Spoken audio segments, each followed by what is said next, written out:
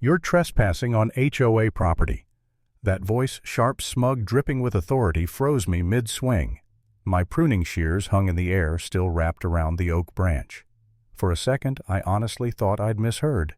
This was my yard, my tree, my land. But there she stood on the edge of my driveway, designer suit clipboard, that predatory smile that said she'd already won. Karen Collins, president of the Riverside Heights HOA. The only problem, I wasn't even in her damn HOA. She strutted up like she owned the world. "Mr. Harrison," she said. Flipping open a manila folder, the Riverside Heights Association recently expanded its charter. "Your property now falls under our jurisdiction." I almost laughed. My family had owned this land since 1970. Her HOA didn't even exist until the mid-90s. "You can't just claim my yard because you feel like it," I told her. But Karen didn't blink. She waved a stamped paper in my face. "Retroactive inclusion is now permitted for properties benefiting from our infrastructure. Consider this a cease and desist. Fines start tomorrow." Something about her confidence got under my skin. My neighbor, old Robert Thompson, peeked through his curtains like he was watching a crime scene. I could already feel the weight of her arrogance pressing down. So I called the police.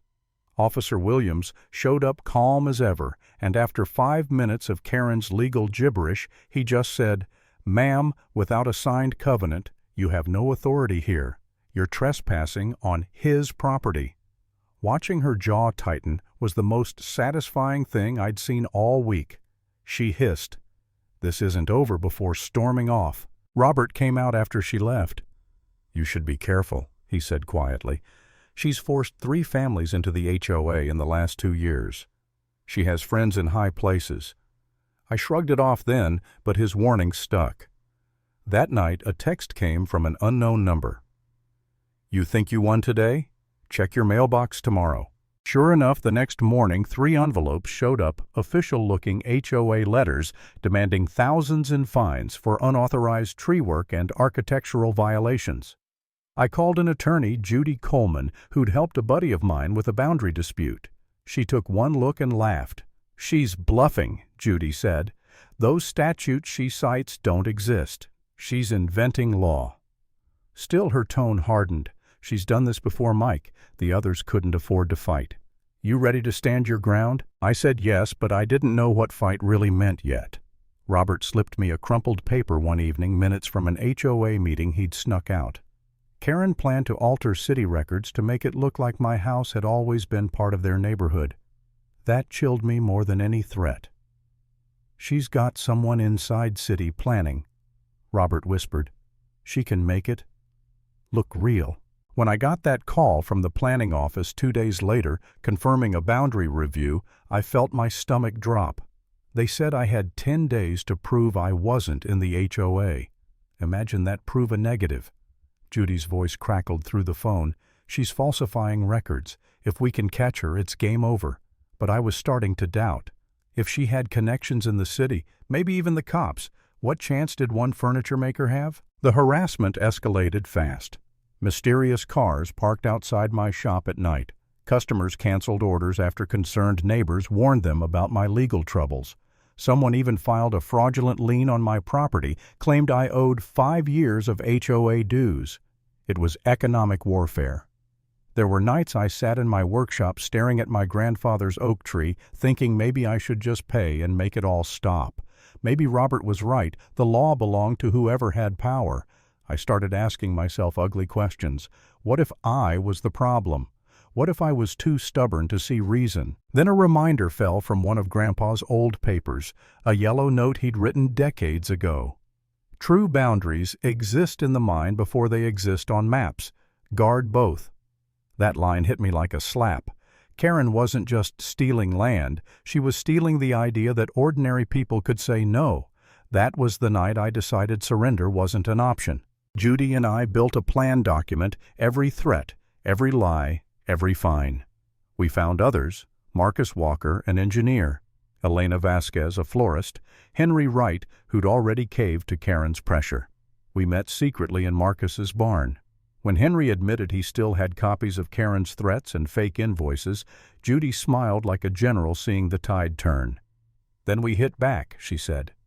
"Harassment. Fraud. RICO statutes if we can prove a pattern." Robert surprised me by showing up too pale but determined. "She's using shell companies to drain HOA funds," he said, sliding me a flash drive. "Consulting fees that go nowhere." That evidence blew the case wide open. The more we dug, the uglier it got. Fake contractors altered city maps, blackmail files on half the board. We filed a class action lawsuit. The day it went public, Karen's calm mask cracked. But she wasn't done. She held a massive HOA meeting, claimed she had proof I'd falsified my deed, even projected photos, doctored ones Robert had taken under duress. I'll never forget standing outside that hall, hearing her twist my life into lies while the crowd cheered. Robert broke down beside me. "She made me do it," he confessed, shaking. "But I've been recording her for weeks, every threat, every crime." That tape became our bullet. We took it straight to court. The day of the hearing, my nerves buzzed like live wires. Karen waltzed in with 3 lawyers and that same smug smile, confident she'd buried me. Her attorney put up those fake photos, claimed I'd altered documents to dodge HOA obligations. The judge wasn't buying it. "Do you have the originals?" she asked. He stammered. Judy rose, cool as ice. "We do, Your Honor. Forensically verified." Karen's smile faltered for the first time. Then Judy played Robert's recordings. Karen's own voice filled the courtroom, bragging about falsifying city records, threatening board members, describing her shell company scheme in detail. The silence that followed was electric. Her lawyer tried to object, but Karen panicked, shouting that Robert had been working for her. The judge cut her off cold. "So you admit you were conducting surveillance on private citizens?" That was it? The mask shattered. The evidence came in waves, city employees testifying, bank transfers proving fraud. Every smug word Karen had ever spoken became another nail in her coffin. When the judge finally spoke, her tone was steel. "All actions by the Riverside Heights HOA toward non-members are hereby suspended. All liens nullified. This case is referred to the Criminal Division for investigation." Karen went pale. "This isn't over," she hissed as marshals led her out. "You have no idea who I know." But she was wrong. The moment the door closed behind her, the room exhaled. The board members turned on each other. Reporters swarmed, and for the first time in months, I could breathe. I didn't celebrate. I just walked outside into the crisp air where the courthouse steps overlooked the city. My hands were trembling not from fear, but release. The fight had cost me sleep, business, even friends. But the oak tree was still standing. My grandfather's land was still mine. And Karen Collins, the self-appointed queen of other people's property, was finished. Some boundaries are drawn on maps, others are drawn in courage, and the ones worth defending are usually both.